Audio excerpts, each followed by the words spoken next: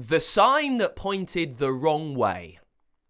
The ancient Mage of Magellan was a very powerful wizard, or he had been in his day.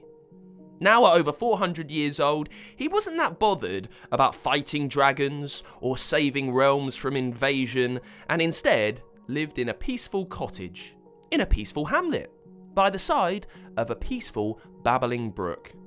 He liked to spend his days being peaceful and reading peaceful books, quietly, and not being bothered. The trouble was that so great were his powers that people would come from far and wide to seek his advice. Queues of acolytes would stretch from his door to the river and beyond, and basically he never had a moment to himself. One night, it all became far too much. "I just want to be left in peace." In a hasty rage, he conjured up the bewitched signpost. "Now I'll never be bothered again." Anyone seeking out the Grand Wizard himself would look at the sign and think, "Oh, how lovely, just a mile to go." But the sign would always point the wrong way, and somehow they'd find themselves going back the way they came, or going in a circle, and getting very dizzy indeed. So, the Mage of Magellan finally got some peace and quiet, and lived out his last days in blissful peace. The trouble was that the signpost kind of began to get a life of its own, and started to point the wrong way for everything. The writing on the bewitched sign would change, and it would point in different directions depending on who was passing. All sorts of people travelled through the Nexius realm, although they did have something in common, and that was that they all ended up well and truly lost, thanks to the mischievous sign. If the travellers wanted to go to the darkest wood, the sign would say, "Darkest wood, 3 miles over there." But 3 miles over there would be the soggy swamp instead. People on their way to the market would find the sign cheerfully and helpfully pointing to the west of the hamlet, which was where the bog goblins lived, and was nowhere near a market or anything remotely civilised, to be honest. I mean, have you met a bog goblin? And don't get me started on those looking for a lovely dip in the dragon pool, famed for its tranquil turquoise waters.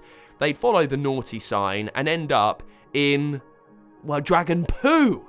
A stinky, smelly part of the wilds where the dragons lived. Not tranquil at all, and very smelly.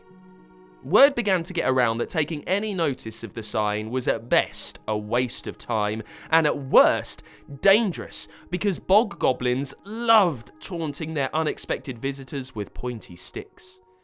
More serious trouble was brewing in the realm than getting poked with a pointy stick, however. After years of simmering conflict, marauding masses from the Dark Realm were on their way to invade the Nexius realm. They'd been sighted on the Black Borders, thousands of them, too many to face in combat. The people flocked to the royal castle in terror. "But what can we do? There's too many of them. We will be overpowered within an hour." The king tried to calm his people, but it was no good. I know we think people in charge know what they're doing, but here's a little secret. Sometimes, well, they haven't got a clue what they're doing. Fortunately, a very bright villager had an idea. He piped up, "The sign, that pesky, mischievous sign, we could get it to help us, for once." "What do you mean?" asked the king. "They don't know their way around this realm. The sign can send them round in circles, or better still, in the direction of the bog goblins." A cheer went up. Gallop was the king's horse, the fastest horse in the kingdom. The king leapt on his trusty steed. There was no time to lose. Approaching the sign, he threw a rope around the post and pulled, and with a creak of wood and a pop it was out, and quickly strapping it to his back, he spurred Gallop away to the Black Borders. He could just about hear the battle cries of the evil vanquishers. Thousands of them, on fire ponies, which are like horses but can blow fires out of their noses, which sounds cool but is actually incredibly intimidating. The king and Gallop sped back to the fort where the townsfolk cowered. And waited. And they waited. the marauders approached the sign, which was helpfully showing Nexius round 3 miles that way. "We're nearly there. Follow the sign," roared the head vanquisher. And yeah, you guessed it. They ended up going around in a circle, puzzled as they ended up back in front of the sign. "No, sorry, I must have misread. Now it says bear south. South, I say!" And before they knew it, they were knee-deep in, can you guess? Dragon poop. Ugh, yuck. "Back to the sign. We must be mistaken." Yeah, like that was going to help in any way whatsoever. North by northwest, just a couple of miles." Which was, of course, where you'd find a particular type of nasty goblin who liked poking people with sticks. Ouch. The vexatious vanquishers howled and squealed as the bog goblins chased them around, and in the end they got so fed up of being poked that they packed up their fire ponies and ran all the way home. Watching the hordes depart, the townsfolk burst into cheers. The sign had saved the day. And the sign stayed there in the black borders, protecting the realm from attacks, whilst having a lovely time sending invaders to visit the goblins and poopits in the murky wilds. No one missed it much, and in time a new one. An ordinary one was placed to help the travellers find the markets and the tranquil turquoise waters of the dragon pools and all the other nice places, where no one would be poking anyone with a pointy stick. And that's the story of the sign that pointed the wrong way. Thank you to Florence, who created the character Gallop the Horse, using the Storyquest character creator.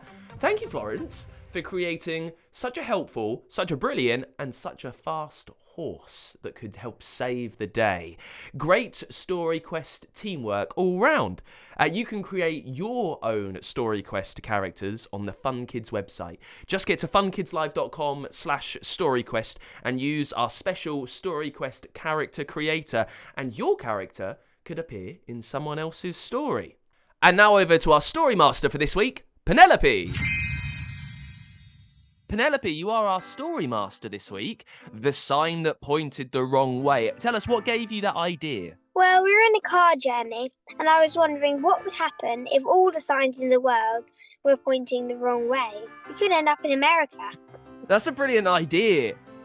Just like one of those really easy what-if questions. What do you think the biggest thing that would go wrong if all the signs pointed the wrong way? Everyone would end up somewhere that didn't want to end up. Could you make your way back home if you didn't have any signs telling you what to do? All the speed limits would, not be there. So you might go too fast or too slow. I was just thinking of, road signs saying, turn left here, turn right there. But you're thinking of all the signs in the world are just gobbledygook. Wow. Well, Penelope, tell us.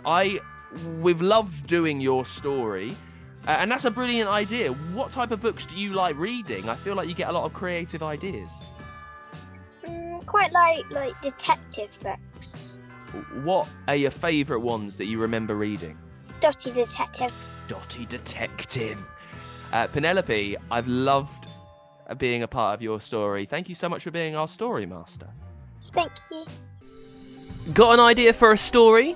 Tell us the title at funkidslive.com/Storyquest, and we could bring your story to life.